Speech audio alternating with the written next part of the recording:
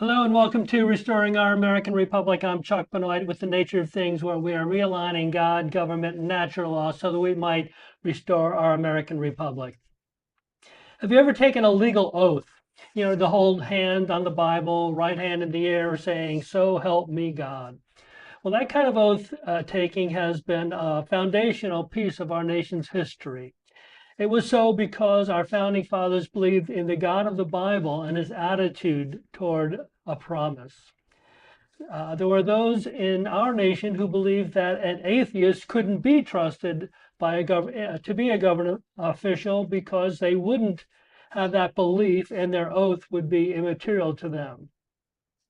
And as Christians, the Bible does tell us that our yes should be yes and our no should be no, and that we shouldn't have to take an oath. And that works in our daily lives. We should be people of such character that those who know us would take us at our word. But that doesn't eliminate the need for public oath of intent, especially in courts of law and regarding our government officials. See, when a government official swears to uphold the Constitution, they are swearing to uphold a Republican form of government. That oath is viable before God and man. They're bound to that oath. And when they govern in any other manner, they violate that oath. So governing for the benefit of the people has kind of been forgotten, even though it is a foundation of our republic. So how might we return government of Florida to governing for we, the people? Good question, Mike. Good morning. That's a great question, Chuck. And the answer to that question should be very easy, right? Should Should just be. be a simple reminder. It should be just a simple reminder to the elected officials in this country up and down the ballot. Hey, you guys take an oath to defend and protect the Constitution of the United States. So you need to do it. And it should be that simple. It really should. And Yeah. I turn the floor back over to you since I think I put that one to bed. It should be very simple. Anything other than that, um, I would call it malfeasance. There you go. That could help. Malfeasance. I mean, that's just one way to describe it. There's other ways to describe it, but that works pretty well for me. And they should be removed from office. I mean, I'm not exaggerating. There should be ways to remove people from office when they commit malfeasance, which is any act that is outside of the Constitution of the United States. Their legislative authority. And if you're an executive, keep in mind, Chuck, we always have to keep in mind the three branches of government. Because as you very well know, the legislative branch is different from the executive branch, but the executive branch has responsibilities too. Yeah, it is a very powerful branch, and obviously, They are the most powerful. I mean, you talk about it. Who has the most power? As we pointed out many times over the last, certainly since Donald Trump came on the scene, without the executive branch, you can't actually do anything. You can have a temper tantrum, a hissy fit, but if the executive branch is not willing to carry out the order, judicial branch, then you're pretty much having a temper tantrum, right? The I judicial guess, branch yeah. or the legislative branch has no means of enforcement. There you go. There you go. Well, this morning we wanted to talk about some activism Chuck, you're getting a here. lot of echoing in your voice there. I just want you to be aware that something happened with your mic and you're echoing badly. Yeah, that's happened a couple of times, Mike. That's Sorry about better. it. Thanks for letting me know too. Um, Mm, I think I got that under control though. you So, do. the topic of our discussion this morning is prepared to lead. There you go. So, What where do you are think we about taking that, that, Chuck? Mr. Levine? Well, it's interesting to me that so many, and I've made this point really over the last year or so, that we have so many amazing activists pouring time and money resources into what they're doing. And the question is, are we getting sufficient results? And I'm saying to you, like, for example, a fundamental Jewish ideology is that God creates problems to be solved. That is the purpose of problems in the world. Why God allows, that's a big question that a lot of people ask about their faith. Jews, Christians, everybody, hey, why does God allow bad things to happen? Well, God creates problems to be solved. Okay. So for myself personally, I struggle continuously all day, every day on I'm putting effort into it. Where is the result? Okay. So the point is, I would like to see every single person who shows up to any kind of a civic event or meeting at all to have their own personal agenda. What do I want to accomplish? That is the question. So for me personally, to hold myself accountable for that, I define my objectives. And I'll be speaking at the Florida Republican Assembly Lake County chapter meeting this coming Thursday night. And I'm going to bring, I'm bringing my agenda to the meeting so that everyone is crystal clear about what I expect legislatively, Chuck. So checking the box on my list that I am prepared to lead. Okay. So I'm encouraging other people to do the same thing. When I say prepared to lead, this is what I'm talking about. Be ready. Know what you're trying to accomplish. Go through the bullet points, right? What is it that we're shooting for? What's our intent, Chuck? Sure. And the first point you have to discuss is to know the system. So what do you mean by know Again, this? so it's really interesting. And some organizations do better than others. So for example, now that you know what you're trying to accomplish, you've organized yourself, you've made a list of your priorities, you've studied, you're able to talk about and support. I wasn't going to use the word defend, but I prefer the word support your objectives. Why is this a good idea? Why should we implement these concepts in the state of Florida, which binds 24 million people, Chuck, plus people who passing through, right? Not just the 24 million people who live here, but people who are passing through are held accountable to our laws. So to change the law in the state of Florida is a really big deal. And the question is, how do you actually do that, right? So in order to change the law, you have to know how the system works, because having a temper tantrum in your closet gets nothing done. And I would suggest that when we go to civic organization meetings and people complain, then we're actually getting nothing done, because the civic organization that we're complaining to does not have the power to give the attendee what the attendee is calling for. And the attendee is typically unprepared. So for example, if you're the chairman of a civic organization and someone's complaining in your meeting, a great question for the attendee is, what exactly would you like to see happen here? What can XYZ civic organization do for you? What would you like for us to do here to address your concern, right?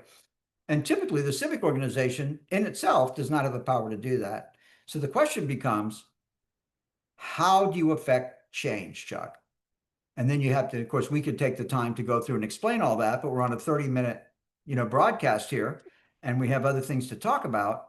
But I'm happy to go through and explain to people, where are the mechanisms of change? So when you say know the system, you're really talking about what are the mechanisms of change now that your ideas are clarified and you know what you want. How do you achieve what you want? And my comment on this particular bullet point is, if you don't know the system, if you don't know where the mechanisms of change are, then again, you're just simply having a temper tantrum, or you're, wishing on a star, Chuck. Yeah, I guess one of the my pet peeves is when I go to an organization and the goal of that organization is just to complain and to bring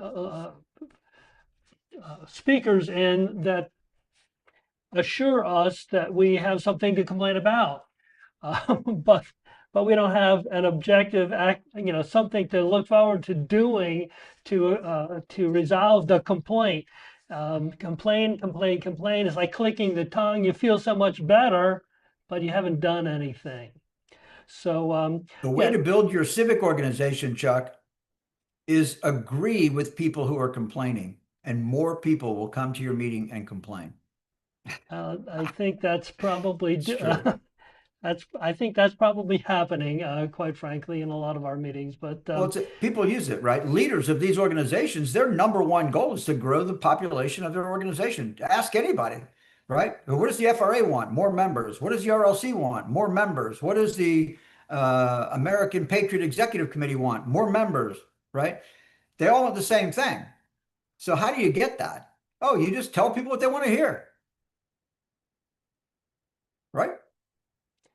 well, Gets absolutely nothing done. Okay. On the best day is that you coalesce a group of like-minded people. But I'm going to suggest right now, Chuck, if you actually want to affect change, you have to talk to people who disagree with you. This was the beauty of Charlie Kirk, right? Sitting on college campuses with a t-shirt on that says, "Prove me wrong." That, and that's another story we should cover at some point, because I think some people are covering Turning Point USA and some aren't. And I don't have all this inside scoop on it, but I do know a little bit about it. And I'm saying to you that if you want to affect change, you have to talk to people who disagree with you, because everybody else is already on board, Chuck. yeah, and that's obviously why certain organizations are doing everything they can to throw out people who disagree with them. They don't want to talk to us.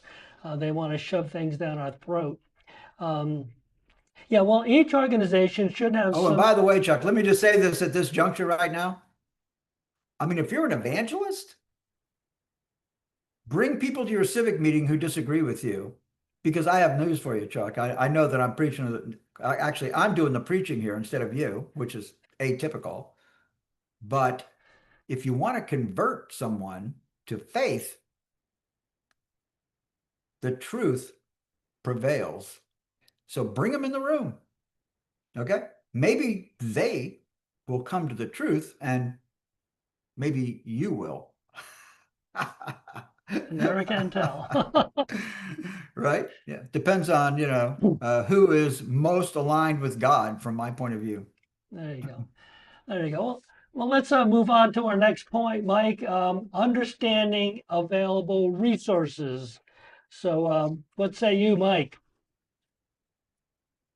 Again, that's another interesting subject, right? Understand available resources. So, first of all, we have to commit to the previous bullet points, right? That we are going to be very intentional about what we want. And we're going to know how to get, who, what institution, because that's what we're dealing with here, Chuck. Again, I mean, if you go back to the biblical side of it, Chuck, it's principalities. What principalities are in charge, right? So then what resources do I have in order to successfully persuade? Because if you have people who disagree or are not aligned, there has to be a little persuasion going on here, right? It could be on a good day, you have people with good intentions, and all you have to do is enlighten them. Okay. On the other hand, there are some people who are completely antithetical to whatever point of view someone holds, and that person has to be done a 180-degree turn, and they've got to bring them around. So how do you actually do that? And it takes resources, Chuck. So for me personally, I have found that for every person on the street who ever goes to a civic organization meeting, something very simple to do, which I have done for decades, and that's just document my point of view. So how many times, Chuck, have I gone into a Republican Executive Committee meeting with handouts for everyone in the room on my point of view on an issue? And I'm telling you that I can't go to a Republican Executive Committee meeting where there is consequential debate happening and not walk into the room prepared to document my point of view, including the rationale for why we should do this. So that's something that I do. Okay, I have a thing as we were talking off air, Chuck.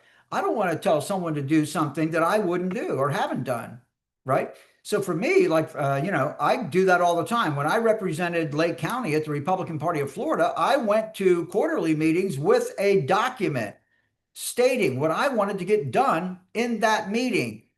And when I go to Lake County Republican Executive Committee meetings and there's consequential stuff on the agenda, I write it down, carry it into the room until we were prohibited from doing that, Chuck.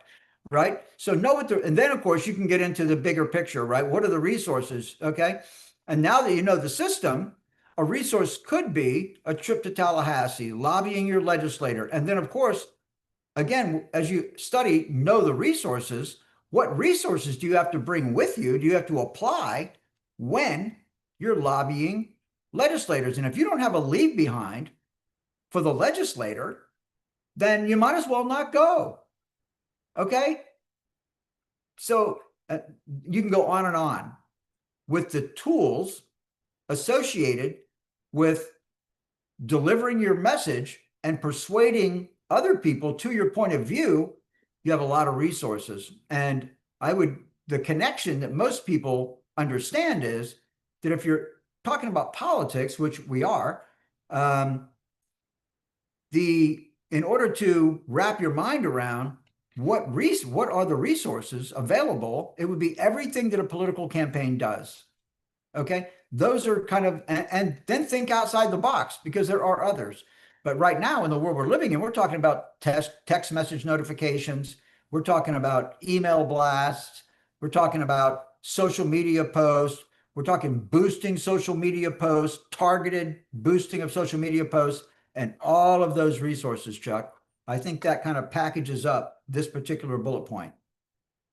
Yes, also another very accessible resource is flsenate.gov. If you want to know what's going on in a lot of the bills, flsenate.gov, flhouse.gov, and you can contact your representatives if you don't know how to do that. And you can read bills, and there's a lot of interaction with our legislators available, and that's something that's available to anybody and everybody.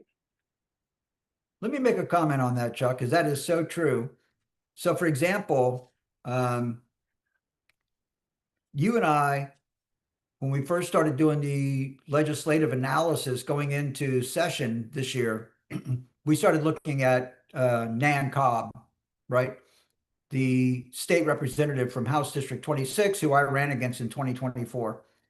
And Nan Cobb sponsored a legislation that said that kids have to remain in car seats until they're 8 years old. Current law is 5, or until they're 4 feet 9 inches tall. Okay, that is one of Nan Cobb's legislative priorities because she filed the damn bill and she only has a limited number of bills that she can file.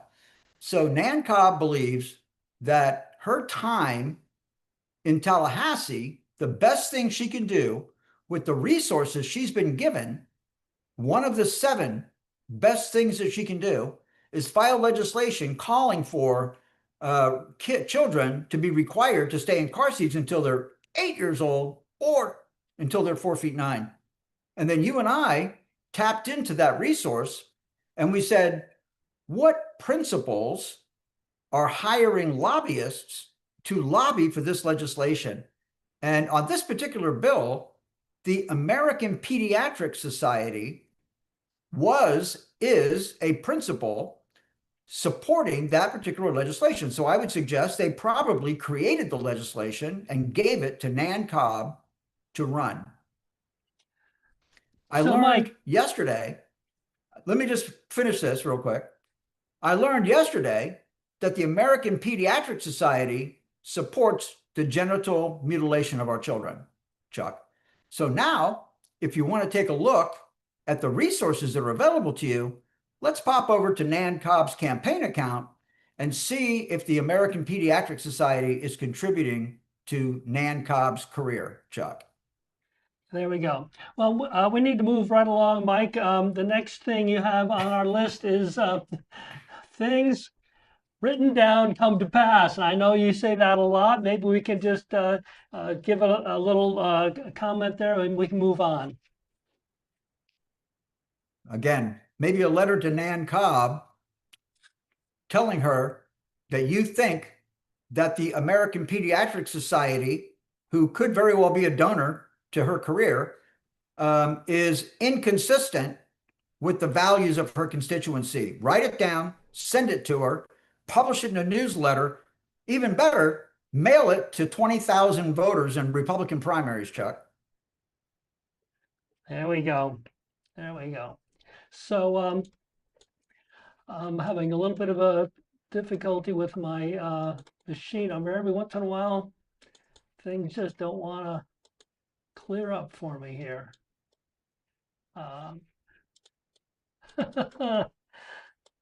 My computer is not helping me. Call an audible, Chuck. Move on.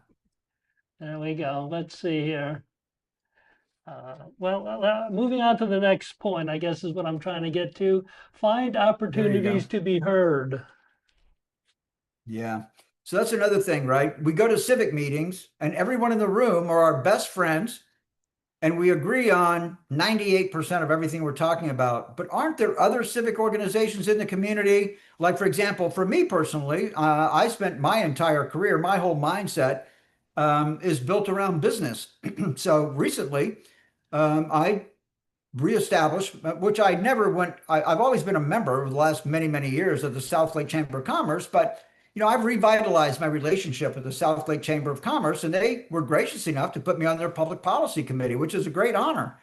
And I will use that opportunity to present my point of view on certain things. Like, for example, we're aligned, the South Lake Chamber of Commerce and the Public Policy Committee at the South Lake Chamber of Commerce and I are aligned on growth management issues. So I'm going to assist the Public Policy Committee at the South Lake Chamber of Commerce on achieving their growth management objectives. And I have a very clear way I'm going to do it. I'm going to walk into my April 8th meeting. I'm going to send over a week before the meeting.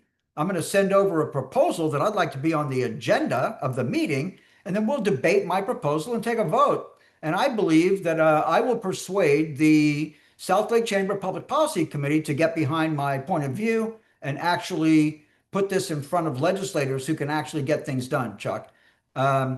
So that's one example, but take another. I mean, you could go to the garden club, whatever it is, and I'm in Mount Dora. So there's all kinds of artist organizations and things like that, all kinds of civic veterans organizations, another one. And just go out and you know what? You're not shoving your ideas down their throat, but you just want to listen to it. Of course, the best way to persuade anyone, Chuck, is not to talk to them. It's to listen to them and listen to what these folks have to say.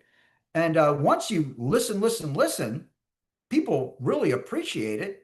When other people listen to them, now they may be willing to listen to you for about 10% of the time that you listen to them.